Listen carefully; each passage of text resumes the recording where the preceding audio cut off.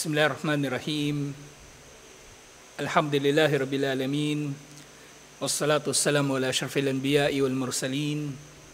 Nabiyina Muhammadin wa ala alihi wa sahbihi ajma'in. Assalamualaikum warahmatullahi wabarakatuh. So insyaAllah, Al-Qiyamatus Sugra at pangatlo sa mga tanda na nangyari na, maaring nangyayari pa rin at mauulit-ulit na mangyayari o mangyayari pa rin sa hinaharap ay ang tinatawag na al-fitan. Yung fitan na tinutukoy dito, fitan plural ng fitna. At maaari itong magkaroon ng iba't ibang kahulugan sa iba't ibang konteksto nito. Fitna na kaguluhan o fitna na pagsubok. Okay? Pero dito, sa konteksto ng mga asyaratus sa'a, ang tinutukoy dito yung kaguluhan. Mga kaguluhan. Na katulad doon sa hadith na babanggit, may ya'ish minkum ba'di sayara ikhtilafan kathira. Sino man ang mabubuhay pagkatapos ko, ay makakakita ng maraming mga pag-aaway-away sa mga tao. At kahit sa mga sahaba mismo, nagsimula na nga yung fitna, na yun nga sinasabi, ng kauna-unahang fitna o kaguluhan na dumating sa umma na ito, kumbaga yung malaking fitna, ay ang pagkakapatay kay Uthman bin Affan. Bakit yun at hindi yung pagkamatay ni Omar bin Khattab radiyallahu anhu? Kasi Omar pinatay ng kafir. Pero si Uthman bin Affan radhiyallahu anhu pinatay ng kapwa Muslim. Kaya yun ang kauna-unahang malaking fitna. At syempre dumating yung fitna sa pagitan ni na Ali at Muawiyah na resulta din ng pagkakapatay kay Uthman bin Affan radhiyallahu anhu. So yun yung konteksto dito. Hindi yung fitna na pagsubok. Nakatulad dun sa aya sa Suratul Ankabut, ahasiban nasu itraku ayyukulu aman na wahum la yuftanun. Inisip ba ng mga tao na hahayaan na lang sila kapag sinabi nila na sila ay nanampalataya na nang hindi sila sinusubok. Walaqad fatanna alladhina min qablihim, sinubok ni Allah, tunay na sinubok ni Allah ang mga nauna sa kanila at tiyak na malalaman ni Allah kung sino ang mga naging makatotohanan at sino mga sinungaling. Sinungaling sa kanilang pananampalataya, ibig sabihin, nagpapakilala silang Muslim, pero nang dumating na ang pagsubok, bumabaligtad sila. Katulad ng mga munafik sa Madina. Nagpapakilala silang Muslim, pero nung dumating na yung Quraysh, pinaligiran nila yung Madina. Doon pa lang sa Badar, umatras na sina Abdullah bin Ubay bin Salul sa Badar. At ganyan din nangyari siyempre sa Uhud, ang sabuatan ng ano bang tribo yun? Basta pagkatapos ng Badar, pinalayas yung Kainuka. Pagkatapos ng Uhud, pinalayas yung Banu Nadir. At siyempre pagkatapos ng Ghazwatul Khandaq, pinalayas yung Qurayza. So marami sa kanila ay kumaga nakikipagsabuatan ng marami sa mga Arabo na nagpakilalang Muslim, nakikipagsabuatan sa mga Hudyo at sa Quraysh din lalong-lalo na. So, sinasabi al-insanu salih huwa al-muslimul mustaqim ala dinil ladhi anzalahu tabaraka wa ta'ala. Ang matuwid na tao ay yung mahigpit na kumakapit sa relihiyon na ipinababa ni Allah subhanahu wa ta'ala. Wal ummatus salihah hiya al ummatul lati takhudu hadad din wa tastaqimu alayh. At syempre, ang ummah na matuwid ay ang ummah o ang nasyon na hinahawakan nito o nakakapit sa relihiyon na ito at nagpapakamatuwid dito. Thumma innal fardal muslim, subalit ang individual na Muslim, wal ummatul muslima kulluhum yubtala bisyatta anwa'il bala. So ang relihiyon na ito ay nananatiling matuwid inshallah at ang ummah ay naghahangad na magiging matuwid. Pero yun nga, mananatili na ang bawat isa sa mga Muslim. Ibig sabihin kasi, maaring iba-iba yung mga pagsubok na darating sa mga Muslim o kaya mga kaguluhan na darating sa kanila. Magiging iba-iba. Na sila nga isusubukan sa pamagitan ng iba't ibang mga bala na ito. Bala sa kahulugan ng pagsubok. Na siyang kahulugan nga at konteksto ng fitna sa chapter na ito. Halimbawa, doon sa hadith, ashaddun nasi balaan al-anbiya thumma al-amthalu wal-amthal. Thumma salihin thumma al-amthalu fal-amthal. Ang pinakamatinding pagsubok ay darating sa mga propeta at pagkatapos ay sa matutuwid at pababa ng pababa ayon sa antas ng pananampalataya ng tao. So, ibig sabihin, maaring merong tao na hindi siya sinusubok sa relihiyon kasi mahina naman talaga siya. At sa pagmamahal sa kanya ni Allah, hindi siya masyadong sinusubok kasi alam ni Allah na maaring bibigay siya. Katulad doon sa ayah, la yukallifullahu nafsan illa wus'aha. Hindi nagpapataw si Allah ng pasanin sa sinuman, liban na lamang sa kakayanan nito. Pero syempre, depende lahat yun sa hikmah, sa karunungan ni Allah at sa kanyang katarungan. Sa maring may mga tao na dumaranas ng matinding pagsubok, pero ang pagsubok na yon ay hindi pagsubok sa kanyang pananampalataya. Pagkus ay pagsubok na dulot ng sarili niyang kagagawan. May ganung tao, halimbawa, siya naman yung nagdulot na masadlak siya sa mga problema. Halimbawa, nakikisalamuha siya sa mga tao na makasalanan at nadadamay siya. O hindi yun pagsubok sa kanyang, pagsubok na naayon sa antas ng kanyang pananampalataya, yun ay nagiging pagsubok na dahil sa sarili niyang kagagawan. Na dito applicable yung sinabi ni Allah subhanahu wa ta'ala dun sa isang aya, ma asabakum min musibatin fa bima kasabat aydikum wa ya'fu an kathir. Anumang dumating sa ilang mga tao na musibah, pagsubok o parusa, ito ay dulot ng kagagawan ng sarili nilang mga kamay. Ibig sabihin, wala silang sisisihin liban na lamang sa kanilang mga sarili. So, ang mga pagsubok na ito ay iba-iba. Ang mga pagsubok na ito ay iba-iba. وَقَدْ يَثُورُ الْبَلَاءُ مِنْ دَاخِلِ الْأُمَّةِ بِسَبَبِ الْأَهْوَاءِ وَالْفِرْقَةِ وَالْخِصَامِ. At maaring ang mga pagsubok na ito ay not necessarily nanggagaling sa mga kalaban ng mga Muslim. Ibig sabihin, hindi ito pakana ng kuffar o dinulot ng kuffar ang mga kaguluhan na ito sa mga Muslim. Maaring ang marami sa mga ito ay mga kaguluhan na ang mga Muslim mismo ang nagdulot sa kanilang mga sarili. So maaring merong ibang Muslim na hindi matuwid, so silang nagdudulot ng ganitong mga kaguluhan. At ang mga kaguluhan na ito ay dulot ng kanilang mga ahwa, kanilang mga pagnanasa, at kanilang mga firka, pagkakawatak-watak, at khisam, yung pagtatalo-talo, ang hindi nila pagkakasundo sa mga bagay-bagay. وَقَدْ يَتَمَثَّلُوا فِي أَدُوٍ حَاقِدٍ عَلَى هَذِهِ الْأُمَّةِ يَجْتَاهُهَا وَيَسْتَدِلُّهَا.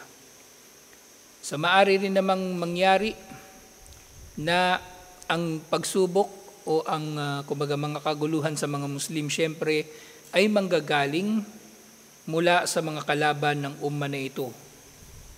Mula sa mga kalaban ng umma na ito na naghahangad na masakop ang mga Muslim o kaya ay hamakin ang mga Muslim. Hahamakin, ibig sabihin mapapailalim sa kanilang kapangyarihan, o hahamakin, magiging hamak ang mga Muslim sa pamagitan ng masama nilang impluensya, ng mga Muslim ay kukuha ng mababang antas ng moralidad. Katulad ng ginagawa ng mga kalaban ng mga Muslim tuwing nang darating sila sa mga bansang Muslim. At kaya itong ginawa ng Amerika nang sinakop nila yung Afghanistan, ng Iraq. Nagdala sila ng mga malalaswang mga babasahin, mga malalaswang palabas at pinakalat nila ito sa mga tao. Pinakalat nila ito sa mga tao. Ang sa gayon ay lumaganap sa kanila ang kalaswaan, lumaganap ang imoralidad at magiging mahina sila.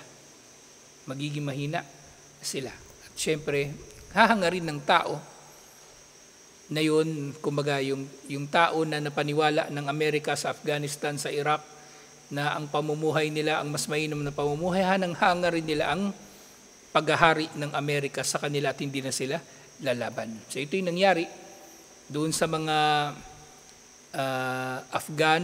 Afghani na sumama doon sa Amerika nang umalis ang Amerika noong 2021. Finally, doon sa Afghanistan. Gusto nilang mamuhay kasama ang mga kuffar kasi hinamak na sila ng kuffar, pinatikim sila ng mababang antas ng pamumuhay at nagustuhan naman nila ito.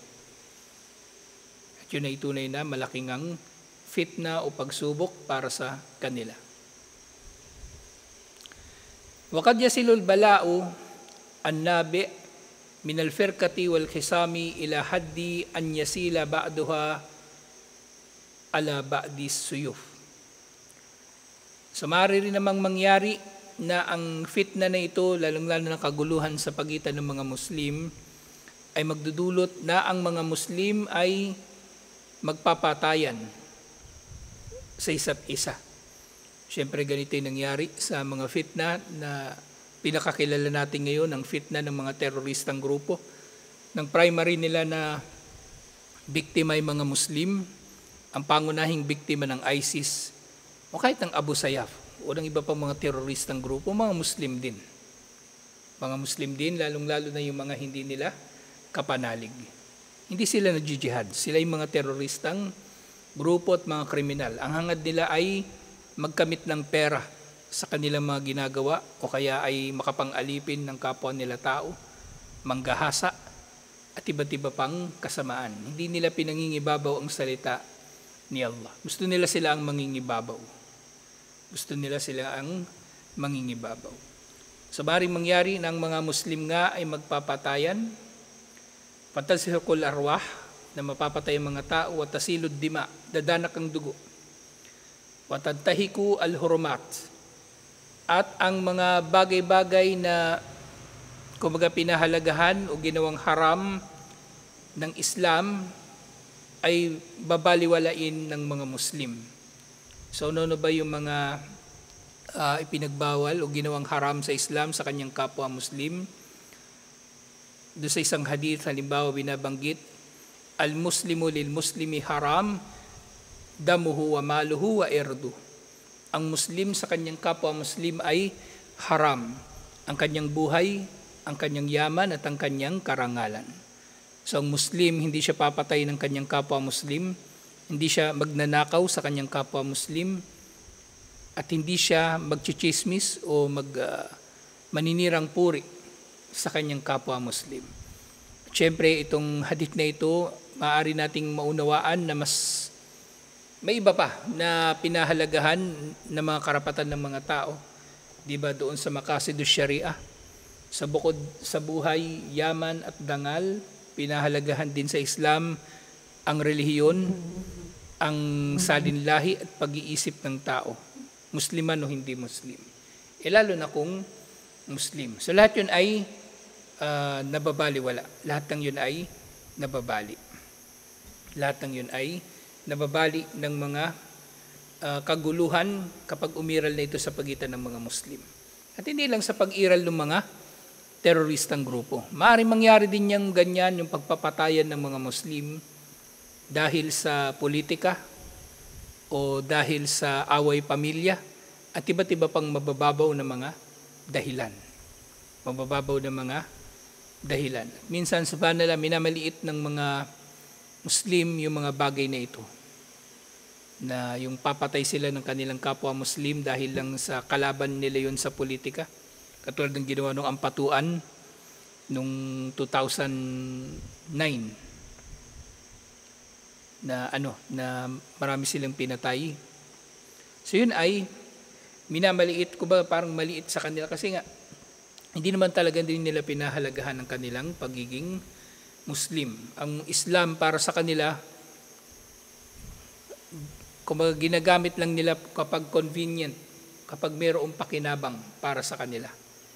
Na nakikilala silang Muslim, tatangkilikin sila ng mga Muslim, nagpapakilala silang Muslim kasi mga lupa nila ay minanan nila sa mga ninunong Muslim.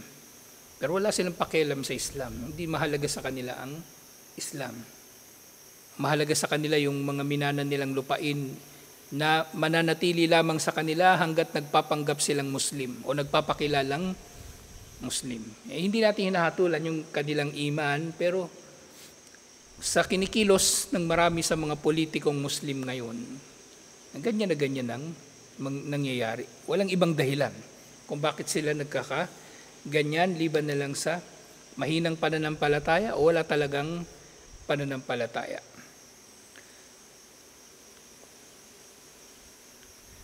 So gayon din, ang mga fitna sa pagitan ng mga Muslim ay mangangahulugan din ng taslubul amwal, na ninanakawan nila o kinakamkam nila ang yaman ng isa't isa.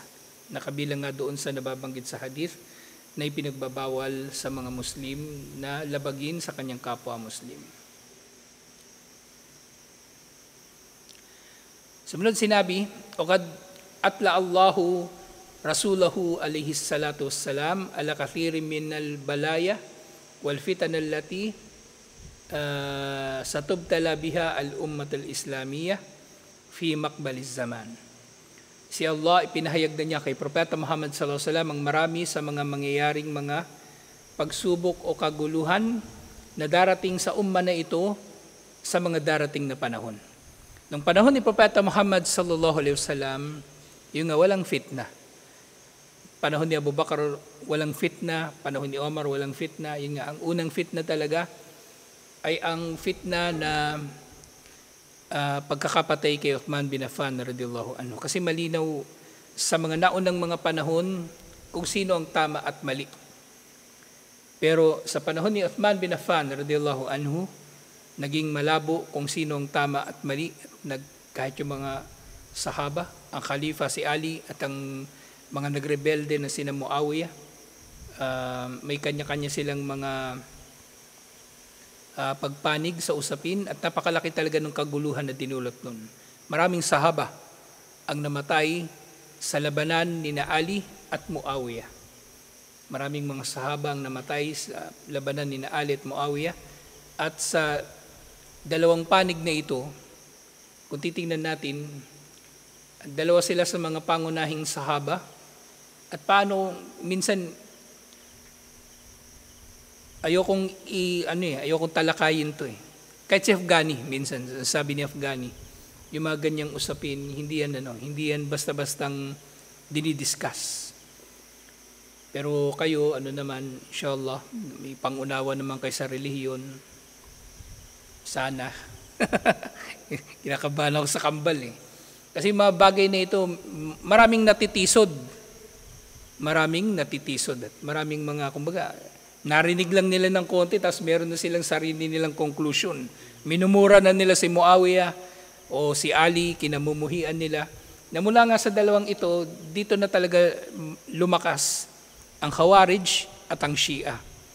Shia na masyadong nagmahal kay Ali, at Khawarij naman na namuhi kay Ali dahil nakipag-ayos siya kay Muawiyah. So, napakalaki talagang fitna nung panahon na yon. Na dahil din dito, namamaliit ng ilang mga Muslim ang mga sahaba.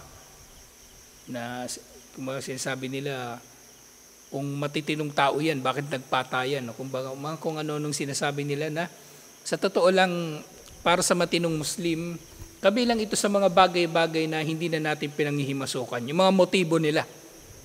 Hindi natin kailangan kumuha ng panig. Kung tayo na sa panahon nila, hindi maaari papanig tayo. Pero merong ilang mga sahaba na hindi rin pumanig kanino man sa kanilang dalawa. At yun nga, sinasabi nga ng mga scholar,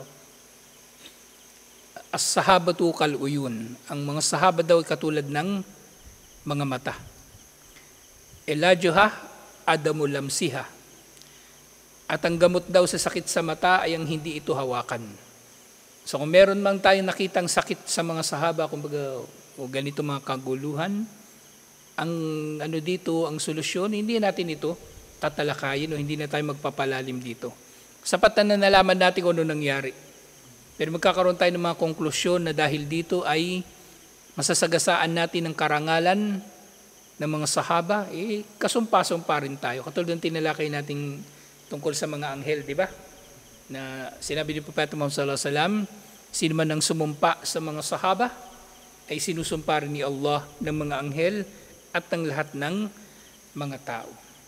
So maraming mga kaguluhan ang nangyari noon at mas marami ang mangyayari sa hinaharap. Ayon nga doon sa ipinahayag ni Allah subhanahu wa ta'ala kay Propeta Muhammad sallallahu alaihi wasallam. ولذلك فإن الرسول صلى الله عليه وسلم أطال في تحديث الصحابة عن تلك الفتن.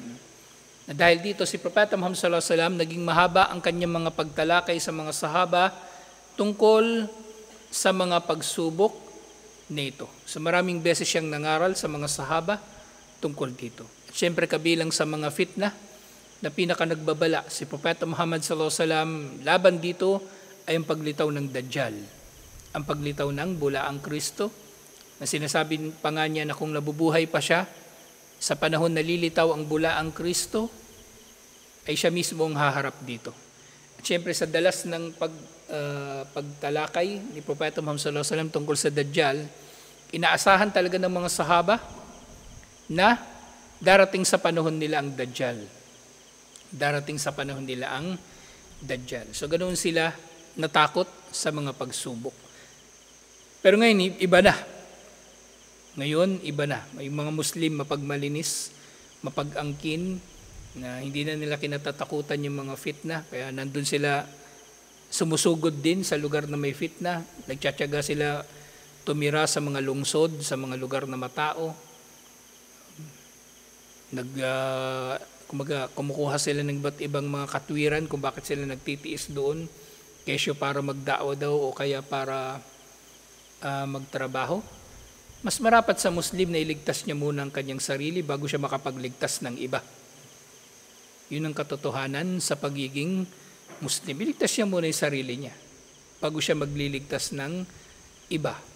Halimbawa sa pagtatanong, kapag tinanong ka, inisip mo, nakikisimpatya ka doon sa nagtatanong, kailangan mong masolusyonan yung problema niya.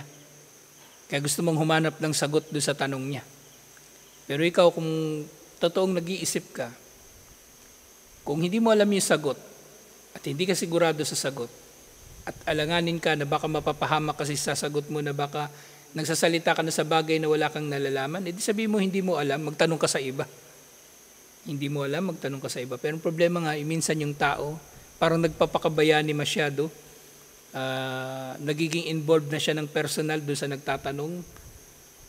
Lalo na minsan sister yung magtatanong tapos makikisimpatya ka talaga kasi yung kinukwento niya sa iyo puro madrama, mga ganung bagay. Sabihin mo na lang, hindi mo alam, magtanong ka sa iba. Hindi yung nag-iisip ka pa ng ng isusolusyon doon sa kanyang problema. Mamaya niya kaka-PM ng sister sa iyo, kakatanong, magjowa na kayo. Parang si Yasin. Si Yasin yung dito, maangas eh. Yung asta niya lagi dito, talibul ilm, maya siya pala may shota rito. Hindi ganon. Baga, sinasabi ko si Yasin, hindi dahil dililibak ko siya. Kasi maraming tulad niya na sayang, kumbaga, sayang masipag mag-aaral tapos bandang huli magkakasyota lang tapos pag na bad trip, lalayas. Hindi ganon. So yung pagpapakamatuwid, iligtas mo muna yung sarili mo bago ka mag-isip na magligtas ng iba, inshallah. So yung mga sahaba, so nalaman nga nila ito mula kay Propeta Muhammad sallallahu alaihi wasallam. Pero bukod doon sa pagtalakay ni Propeta Muhammad sallallahu alaihi wasallam sa mga parating na fitna, ang pinakamahalaga, bayanu al-makhraja minha. Ipinabatid din ni Propeta Muhammad sallallahu alaihi wasallam sa kanila yung paraan para makalusot makaiwas at makaligtas mula sa mga pagsubok na ito. Binanggit din niya kung paano makakalusot sa mga pagsubok na ito. Halimbawa sa Dajjal, so sa maraming mga hadith, natalakay na natin, di ba, ang maraming mga hadith, ang unang sabi ni Propeta Muhammad sallallahu alaihi wasallam, magpakalayo-layo kayo sa Dajjal sa pinakamalayo na mapupuntahan ninyo. Palayo sa Dajjal. Hindi yung nandun kayo sa kalagitnaan ng Dajjal sa pag-aakala na kaya ninyo yung Dajjal, hindi kayo matutokso ng Dajjal. Hindi ganun. Lumayo ka.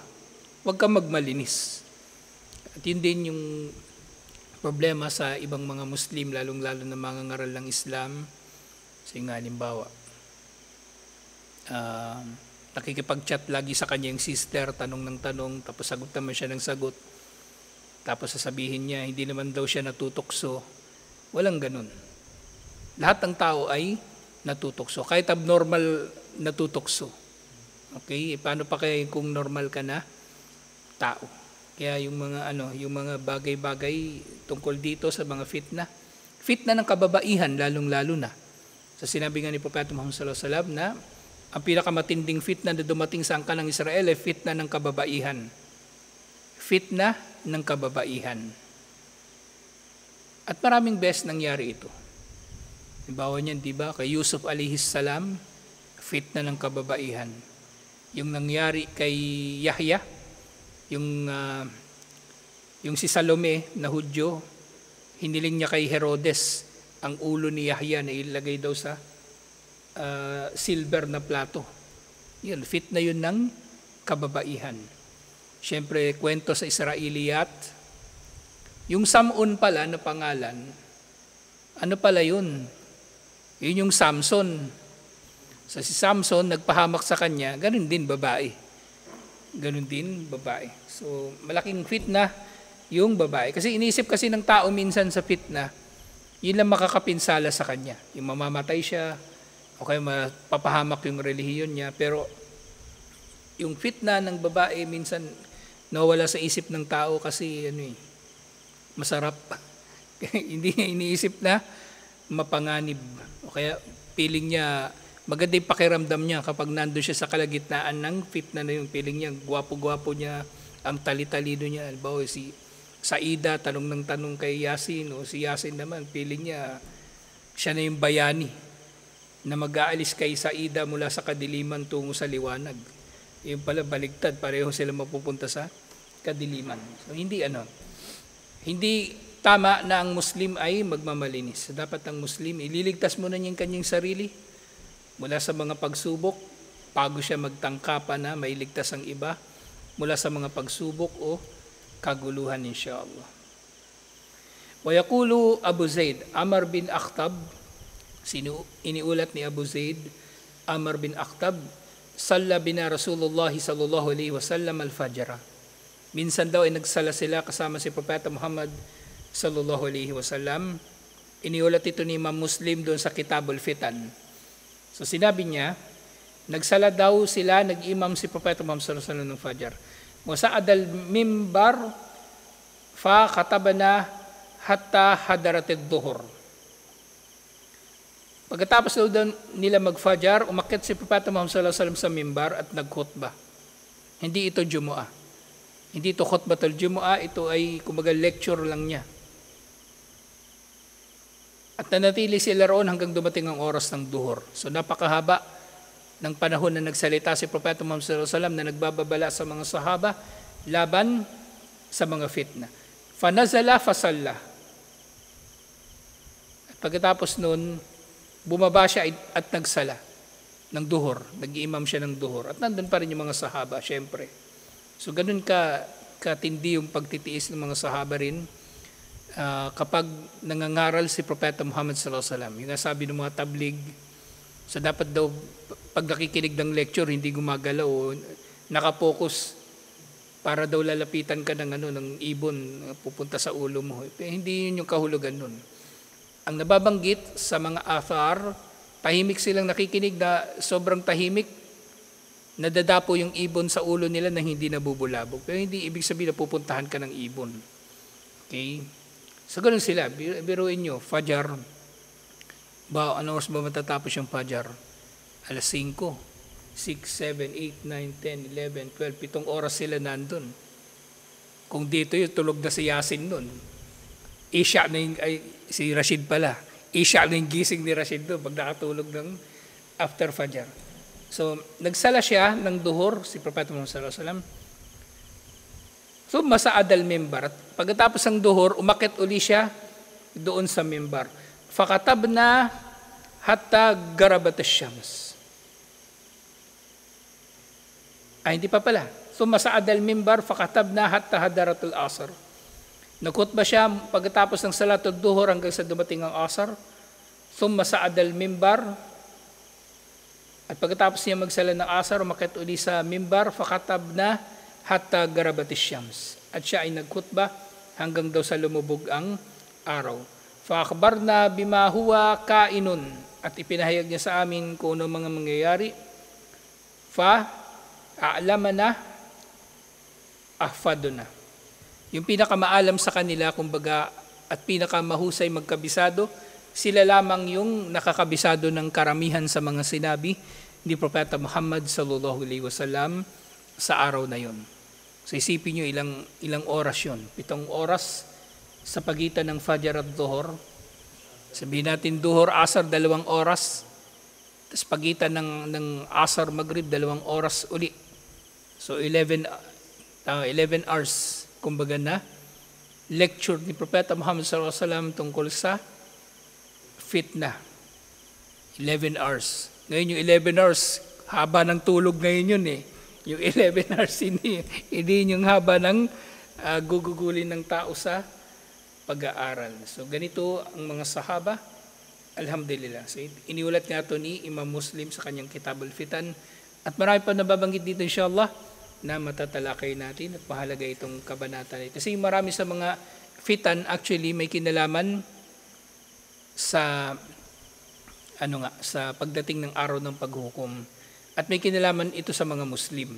Ibig sabihin, mga Muslim yung panggagalingan din ng fitna. At yun nga ay mas mapanganib. Kasi kung yung fitna manggagaling sa kuffar, obvious eh. Di iwasan natin galing sa kuffar, liban na lang kung magpapabaya ka. Pero kung fitna galing sa Muslim, ay nga sister, PM ng PM, o kaya brother na mayroong alok na kung ano-ano, so fitna talaga na maaring nalilingid sa mga tao kaya mamaliitin nila at hindi nila mapapansin. Sa tutuloy natin ito inshallah. Assalamualaikum warahmatullahi wabarakatuh.